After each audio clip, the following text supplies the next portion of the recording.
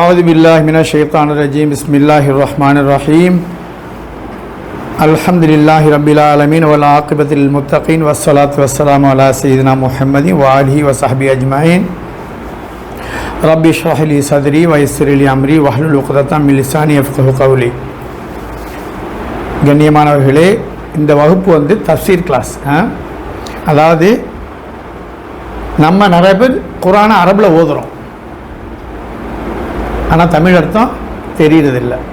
அல்ஹம்துலில்லாஹி ரப்பில் ஆலமீன் என்று சொன்னால் கூட நமக்கு அர்த்தம் தெரிய மாட்டேங்குது. தும்முன பிறகு அல்ஹம்துலில்லாஹ் சொல்கிறோம், அர்த்தம் தெரியல. அதுக்காக தான் இந்த வகுப்பு வழியாக வந்து எல்லா வார்த்தைகளும் தெரிஞ்சுக்கணும் அப்படிங்கிறதாக உள்ள வகுப்பு இல்லை. குர்ஆனில் என்ன இருக்குது நம்ம இந்த வச்சுக்கோமே. நிறைய பேர் இங்கே வந்து நான் திருமணம் ஆகி பிள்ளைலாம் பெற்றிருப்பீங்க, பேரம் பெற்றிருப்பீங்க. அப்போ நமக்கு இத்தனை வருஷமாக இந்த குர்ஆனை ஓதிட்டு இருக்கிறோம். சில பேர் நோம்பில் ஃபுல்லாக அரபு குர்ஆனை ஓதிடுறாங்க, அர்த்தம் தெரியல. சரி, குர்ஆனில் என்ன தான் இருக்குது?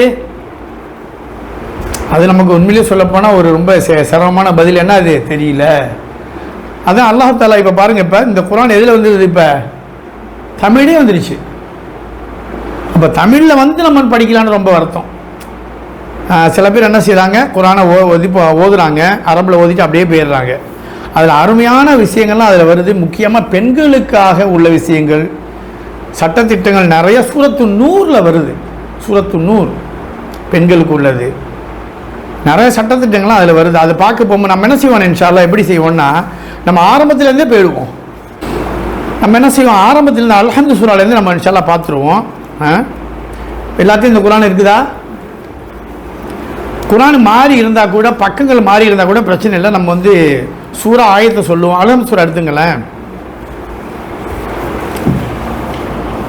இந்த குர்ஆன் இந்த கிளாஸில் உண்மையிலே வர்றதுக்கு வந்து நம்ம பெரிய பாக்கியம் பெற்றிருக்கணும். ஏன் தெரியுமா? இப்போ இந்த மர்சால் இருக்கக்கூடிய பெற்றோர்கள் நிறைய பேர் இருக்கிறாங்க, பெண்கள். அவர்களுக்கு என்ன இல்லை, நல்ல நசீப் இல்லை, அவ்வளோதான் சொல்ல முடியும். இந்த கிளாஸ் நடக்குது தெரியாதா?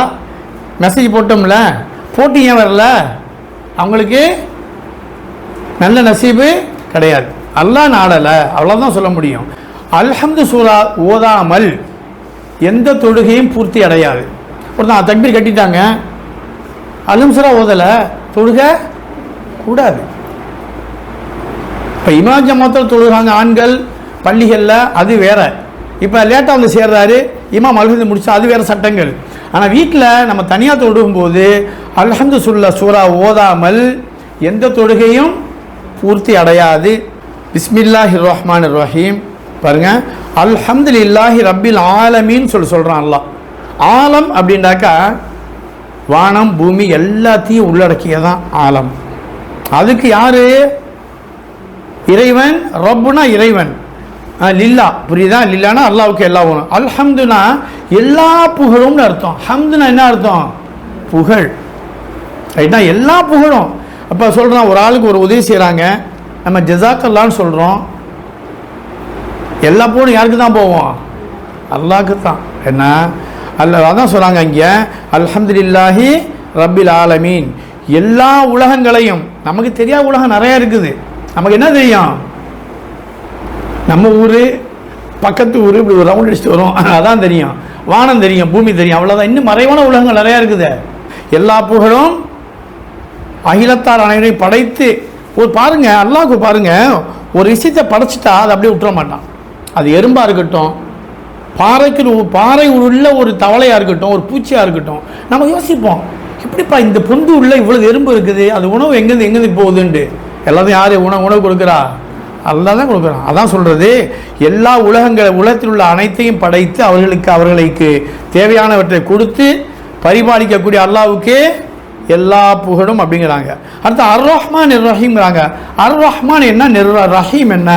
ரஹ்மான் என்ன, ரஹீம் என்ன? தப்சீர் விளக்கம் சொல்கிறாங்க. ரஹ்மான் அப்படின்னாக்கா எல்லா உயிரினங்களுக்கும், முஸ்லீமாக இருக்கட்டும், காஃபிராக இருக்கட்டும், இறைவனே இல்லைன்னு சொல்லனா இருக்கட்டும், படைப்பினங்கள், உயிரினங்கள், என்ன பூச்சி புழுக்கள் எல்லாவற்றிற்கும் உணவு கொடுக்கறது யாரு? அல்லாஹ். எல்லாவற்றையும் கருணை புரிகிறது யாரு? அதை தான் சொல்றது ரஹ்மான் அப்படின்னாக்கா எல்லா உயிரினங்கள் மீதும் அன்பு செலுத்தக்கூடிய, பாசம் பொழிக்கக்கூடிய, கவனிக்கக்கூடியன்னு அர்த்தம். ஒருத்தர் தொழுறாரு, அவருக்கு உணவு கொடுக்கணும், எல்லாம் நல்ல ரிஸ்க் கொடுக்கணும், நல்ல குடும்பத்தை கொடுத்துக்கிறான். ஒருத்தர் தொழுவே இல்லை, மூத்தாக்கிடுவானா? இல்லை. அவங்களுக்கு அல்லாஹ் என்ன செய்கிறான்? உணவை கொடுக்குறான், மனைவி குழந்தைகள் கொடுக்குறான், பணம் காசை கொடுக்குறான். சில பேருக்கு அதிகமாக கொடுத்து சோதிக்கிறான். அர் ரஹ்மான் அப்படின்னாக்கா அல்லாவை வணங்கக்கூடிய, நிராகரிக்கக்கூடிய அனைவர்களையும் பாசத்தோடு பரிபாலிக்கக்கூடியவன் ரஹ்மான். ரஹீம் அப்படின்னாக்கா தன்னை ஈமான் கொண்ட முஃமினான முஸ்லிம்களுக்கு மட்டும் கருணை புரியக்கூடிய இறைவன். அடுத்த கவனிங்க, மாலிக் யௌமித்தீன். மாலிக்னா என்ன அர்த்தம்? அரசன். யௌமித்தீன் நியாய தீர்ப்பு நாள்ல அவன் தான் அரசன். ஈயாக்க நஅபுது வ ஈயாக்க நஸ்தாயின்ங்கறாங்க. அதாவது உன்னையே வணங்குகிற, ஈயாக்கன்னு என்ன அர்த்தம்? உன்னையே வணங்குகிற, உன்னிடத்தில் உதவி தேடி அர்த்தம். இந்த அல்ஹம்து சூரா கொஞ்சம் விளக்கமாக பார்த்துட்டு இருக்கிறோம். ஒவ்வொன்றையும் நம்ம ஒவ்வொரு தொழுகையும் ஓதுறோம். ஆனால் தொழுகையில் ஓதும்போது அவசர அவசரமாக ஓதாமல் ஒவ்வொரு விஷயத்தையும் ஓதிட்டு அடுத்த செஞ்சு ஓதுங்க. அந்த தொழுகையில் ஒரு இன்பம் ஏற்படும். தொழுத பிறகு சில சமயம் பாருங்கள், தொழுத பிறகு ரொம்ப சந்தோஷமாக இருக்கும். 4 ரக்காத் தொழுதோம், ஆனால் திருப்தியாக இருக்கும். அந்த ஒரு தொழுகை அல்லாஹ்விடம் ஏற்றுக்கொள்ளப்படும். அதனால் வந்து தொழுகும்போது முடிஞ்ச அளவு ஓதக்கூடிய வார்த்தைகளுக்கு அர்த்தம் தெரிஞ்சு ஓதுனீங்கன்னாக்கா அது ரொம்ப நல்லா இருக்கும். அந்த தொழுகை நமக்கு தெரியும் என்ன ஓதுறோம். மாலிக் யௌமித்தீன், கியாமத் நாளில், தீர்ப்பு நாளில் அவன் தான் அரசன். ஈயாக்க நஅபுது வ ஈயாக்க நஸ்தாயின், உன்னையே வணங்குகிறேன். நஸ்தாயினா உதவி தேடுறது, உன்னிடமே உதவி தேடுகிறேன் அப்படின்னு சொல்லிட்டு அதுக்கு அர்த்தம். இஹ்தின சிராத்தல் முஸ்தகீம், ஏன்னா நேரான வழி எங்களுக்கு காட்டுவாயாக. ஏன் அதை நம்ம கேட்க சொல்கிறான் அல்லாஹ்? நேரான வழி இல்லாமல் வழி தவறி போயிடுறாங்கல்ல பல கூட்டங்கள். அல்லாஹ் காப்பாற்றணும். எப்படி போயிடுது? அதான் சொல்லுது, இஹ்தின சிராத்தல் முஸ்தகீம், யாரெல்லாம் உன்னுடைய நேரான வழியில் எங்களை செலுத்துவாயாக. சிராத்தல்லதீன அன்அம்த அலைஹிம், அந்த வழி எப்படிப்பட்ட வழி தெரியுதா? அந்த வழி எப்படிப்பட்ட வழி? இந்த வழி தவறி போனாங்கல்ல கூட்டங்கள், அவங்க வழி இல்லைன்னு சொல்லிட்டு அல்லாஹ் சொல்கிறான். அல்லாஹ் நெருங்கணுமா?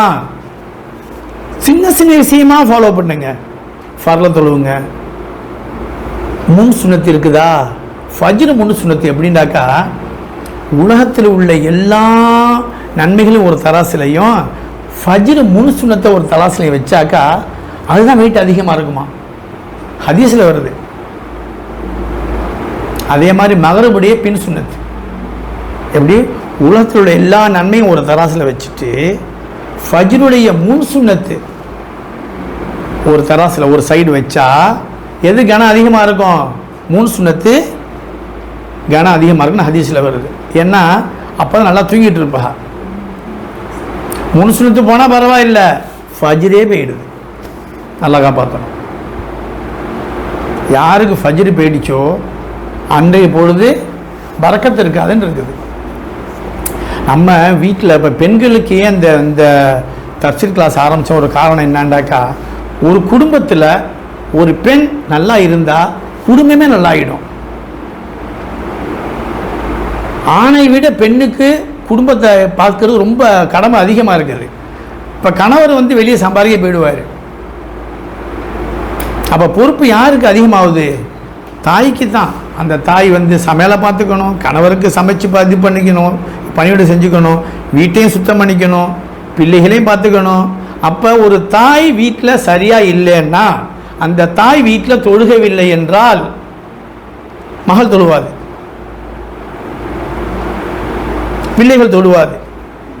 அதாவது மக்கள் எப்படின்னாக்கா, பிள்ளைகளும் சரி நம்மளை பார்த்து தான் கற்றுக்குறாங்க அவங்க. ரைட்டா, அம்மா தொழுவுது, தொழுவாங்க. இப்போ நீங்கள் தொழுவுங்களேன், சின்ன பிள்ளை தானே ஒரு முசலா கீழே பக்கத்தில் போட்டு அது போய் தொழுவோம். நீ சொல்ல தேவையில்லை, ஆட்டோமேட்டிக்காக தொழுவோம். நீங்கள் தொழுவாக்கிட்டே அந்த பிள்ளை தொழுவ என்னன்னு தெரியாது. தும்புறீங்க, அல்ஹம்துலில்லாஹ் சொல்கிறீங்க, அந்த பிள்ளை ஏதோ உளறிக்கல அது ஒன்று சொல்லும்.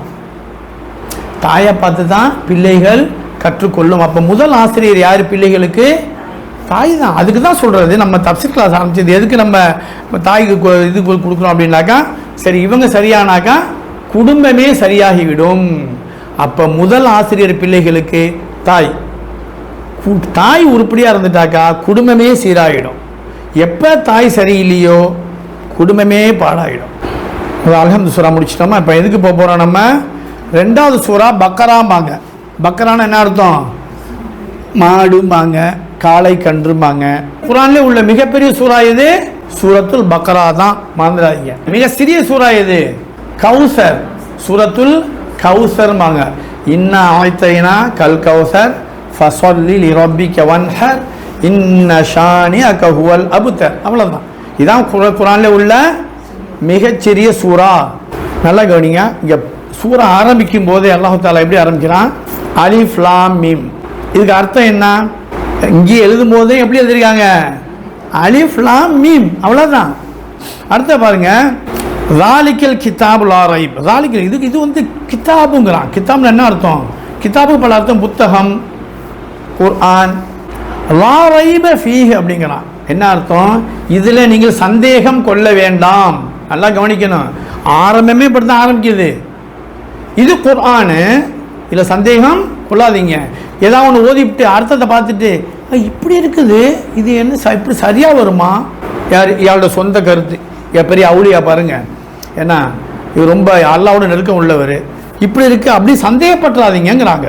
அல்லாஹ் ஆரம்பத்தையும் சொல்லிவிட்டான், இந்த குர்ஆனை ஓத போகிறதுக்கு முன்னாடி உள்ள விஷயங்களை நாம் சந்தேகப்படக்கூடாது அப்படி சொல்லிவிட்டு என்ன சொல்றான்?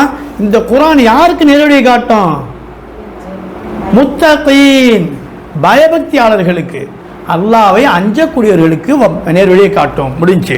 யார் அல்லாஹ் அஞ்சுறாங்களோ, யார் இந்த குர்ஆனை முழுமையாக நம்புகிறாங்களோ, யார் இந்த குர்ஆனை மதிக்கிறாங்களோ அவங்களுக்கு தான் நேர்வழி காட்டும். இந்த குர்ஆனை வந்து விளையாட்டு போக்கில் எடுத்துக்கிறாங்களா? வாய்ப்பே இல்லை. சரி, ஒரு சில விஷயம் பாருங்க. ஒரு முக்கியமான கடிதம் வந்திருக்குது ஒருத்தர்ட்டேருந்து. ஒரு முக்கியமான கடிதம் நல்லா சீல் பண்ணி வந்திருக்குது, உங்கள் பேர் போட்டு வந்திருக்கு. அப்போ என்ன செய்வீங்க நீங்கள்? உடனே உட்காந்து அழகாக பிரித்து படித்து பார்ப்பீங்கல்ல என்ன இருக்குது அப்படின்ட்டு. அதில் படித்து பார்த்துட்டு அது என்னென்ன சொல்கிறாங்களோ நல்லா ஃபாலோ பண்ணுவீங்க. இப்படியா இப்படியா, சரி சரி, இப்படி சொன்னாங்க, ரைட்டு, அந்த மாதிரி செஞ்சிடுவோம், அப்படி செஞ்சிடும், அப்படி செய்வீங்க இல்லை நீங்கள்? ரைட்டா இல்லையா? அதை விட முக்கியமான கடிதம் எது? குர்ஆன். எப்படி அந்த கடிதத்தை கொடுக்கக்கூடிய மதிப்பை நம்ம குர்ஆனுக்கு நிறைய பேர் கொடுப்பதில்லை. அல்லாஹ் காப்பாற்றணும். அல்லதீன யுமினூன பில் கைபுங்கிறான். என்ன சொல்றான் அல்லாஹ் தஆலா அந்த இடத்துல? அவர்கள் மறைவானவற்றை ஈமான் கொள்வார்கள் அப்படிங்கிறான். மறைவானவற்றை என்னப்பா மறைவானது? சொல்லுங்க பார்ப்போம். சொர்க்கம், நரகம், நன்மை, தீமை, இது செஞ்சா இப்படி போயிடும், கபூர்ல உங்களுக்கு வேதனை செய்யப்படும், சொர்க்கம் நீங்க நல்லது செஞ்சீங்கன்னாக்கா சொர்க்கம் இப்படிலாம் இருக்கும்னு சொல்லிட்டு குர்ஆன்ல வருது. உள்ள பார்த்தீங்கன்னா அவ்வளவு அருமையா இருக்கும். நரகத்தை பற்றியும் பயங்கரமாக இருக்கும், சொர்க்கத்தை பற்றியும் பயங்கரமாக இருக்கும். அதாவது நம்மளால் கற்பனை செய்ய முடியாத அளவுக்கு சொர்க்கம் இருக்குமா? நம்ம கற்பனை, நமக்கு என்ன தெரியும்? ஒரு விஷயம் இப்போ பாருங்க, இப்போ மாடு அப்படின்னாக்கா நம்ம மாட்டை பார்த்துருக்கோம்ல, அப்போ மாட்டு ஞாபகம் வந்துடும். குதிரை இப்போ சொன்னால் குதிரை ஞாபகம் வந்துடும். அப்போ எதை நம்ம எந்த பொருள் நம்ம பார்த்தோமோ உலகத்தில் முன்னாடி பார்த்துருக்கோமோ அது ஞாபகம் வந்துடும். ஃபோன்னா ஃபோன் ஞாபகம் வந்துடும், டிவினா வந்துடும். சரி, அப்போ நம்ம இதுவரைக்கும் பார்க்காத விஷயங்கள் சொன்னால் நம்புவோமா? நம்ப மாட்டோம். உங்களுக்கு ஏற்படுத்தப்பட்டிருக்கின்ற நல்ல விஷயங்கள், சொர்க்கங்கள் நீங்கள் கற்பனை செஞ்சுருக்க மாட்டீங்க, நீங்கள் முன்பின்னு பார்த்துருக்க மாட்டீங்க. அந்த மாதிரி விஷயம் உங்களுக்கு அல்லாஹ் ரெடி பண்ணி வச்சுருக்காங்கிறான். யாருக்கு? முத்தகீன்களுக்கு, அல்லாஹ்வை அஞ்சக்கூடியவர்களுக்குன்னு சொல்லிட்டு சொல்கிறான். அவங்க என்ன செய்வாங்க? மறைவான விஷயங்களை நம்பிக்கை கொள்வார்கள். அது மட்டும் இல்லாமல் தொழுகையை கடைபிடித்து தொழுவார்கள். இதில் நீங்கள் இந்த இடத்துல என்ன நீங்கள் மார்க் பண்ணிக்கணும் அப்படின்னாக்கா, இது சந்தேகம் இல்லை, அதாவது அல்லாஹ்வை அஞ்சக்கூடியவர்களுக்கு நேர்வழியை காட்டும்னு அல்லாஹ் சொல்கிறான். தொழுகை நிலைநிறுத்துவார்கள் அப்படின்னு என்ன அர்த்தம்? தொழுகையை விடாமல் அந்தந்த நேரத்துக்கு என்ன தொழுகை கலாவாக்காமல் தொழுகக்கூடிய பாக்கியத்தை அல்லாஹ் நம்ம அனைவர்களுக்கும் கொடுப்பானாக. ஆமீன். நல்லா கவனிங்க. தொழுகை வந்து டைம் பார்த்து சொல்லியாச்சா? பெண்கள் பாக்கியம் உள்ளவங்க நீங்கள்லாம் உடனே தொழுதுடலாம். நாங்கள் அப்படி இல்லை.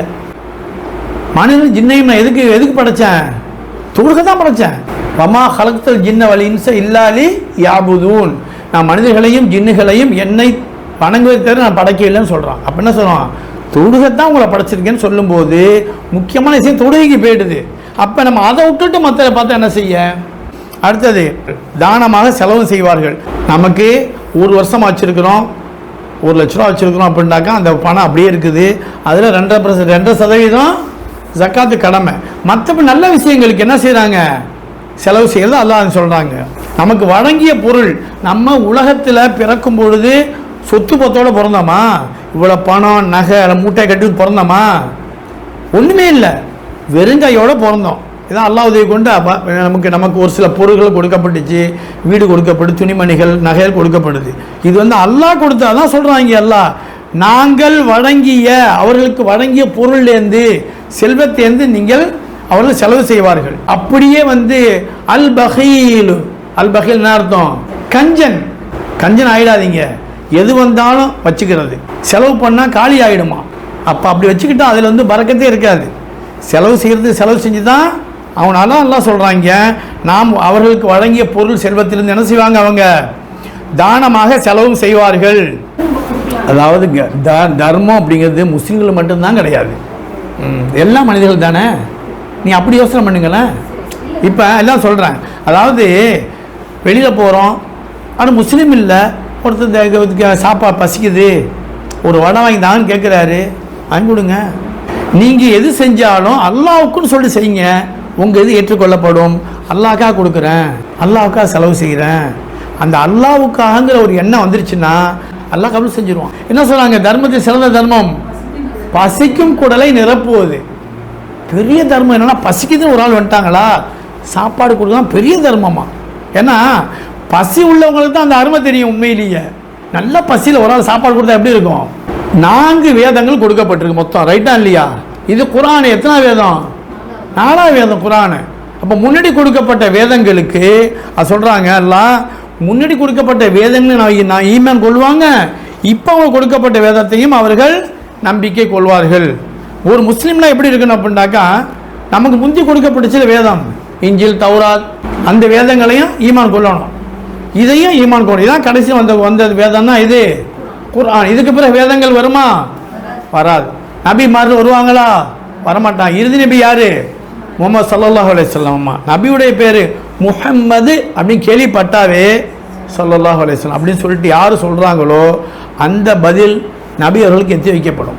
மந்திராகிய யாரெல்லாம் நபி மீது சலாம் சொல்கிறாங்களோ, சலவாத் சொல்கிறாங்களோ, அது உடனடியாக அவர்களுக்கு எத்தி வைக்கப்படும். ஏன் அப்படின்னாக்கா, நம்மளோட 2 மலக்கள் இருக்கிறாங்க தெரியும்ல, அது குர்ஆனில் வருது. தப்சீரில் பார்ப்போம் நம்ம இன்ஷா அல்லாஹ், பின்னாடி வருது. ஒவ்வொரு மனிதனுக்கும் 2 பேர் இருக்கிறாங்க, ஒருத்தர் நன்மை எழுதக்கூடியவர், ஒருத்தர் தீமை எழுதக்கூடியவர். அதை நம்ம பிறகு பார்ப்போம் இன்ஷா அல்லாஹ். பாருங்க, இப்போ எல்லா வேதத்தையும் ஈமான் கொள்வாங்க, இந்த வேதத்தையும் ஈமான் கொள்வார்கள். மேலும் என்னது? நியாய தீர்ப்பு நாள், இறுதி நாளையும் உண்மையை நம்புவாங்க. சரி, கியாமத் நாள் இருக்குது, நன்மை தீமை, அப்பொழுது அதுக்கு தகுந்த கூலி கொடுக்கப்படும், சொர்க்கம் இருக்குது நரகம் இருக்குன்னு சொல்லிட்டு நம்புவாங்கன்னு வருது. ஆயத்து 5 பாருங்க எப்படி வருது? இவர்கள் தான் அல்லாஹ்வுடைய நேரான வழியில் இருக்கக்கூடியவர்கள், இவர்கள் தான் வெற்றி பெற்றவர்கள் வருது. இன்னும் வருது பாருங்க, 7வதுல பாருங்க, ஒரு சிலர் உள்ளங்கள் மீது எப்படி உள்ளத்தில் அல்லாஹ் சீல் வச்சிருவானா, நெஞ்சில சீல். அடுத்தது அவங்களுடைய காதுல சீல், கண்ணில் சீல் வைக்கப்படும். சீல்னா முத்திரை. என்ன முத்திரை? நல்ல விஷயங்களை கேட்க முடியாத அளவுக்கு முத்திரை வைக்கப்படும். ஹதமல்லாஹு, அல்லாஹ் முத்திரையிட்டா யாருக்கு? அலா குலூபிஹிம் அலா சம்மிஹிம். அவங்களுக்கு கண் இருக்கும், நல்ல விஷயத்தை பார்க்க மாட்டாங்க. காது இருக்கும், நல்ல விஷயத்தை கேட்க மாட்டாங்க. வாய் இருக்கும், வாயை திறந்தா சொல்ல தேவையில்லை, நல்ல விஷயமா வெளியே வரும். அதுதான் அல்லாஹ் சொல்கிறான் இதில். அவங்களுக்கு காதில் நாங்கள் என்ன செஞ்சோம்? சீல் வச்சுட்டோன்னா நல்ல விஷயம் கேட்க முடியாது. அவங்களுக்கு கண்ணில் சீல் வச்சு நல்ல விஷயங்களை பார்க்க முடியாது. பார்ப்பாங்க, வாயாலையும் நல்ல விஷயங்களை பேச மாட்டாங்க. இவருக்கு கொடிய வேதனை உண்டு அல்லாஹ் சொல்கிறான். சரி, இப்போ நடத்துன ஏதாவது சந்தேகமாக தான் கேட்டுங்க.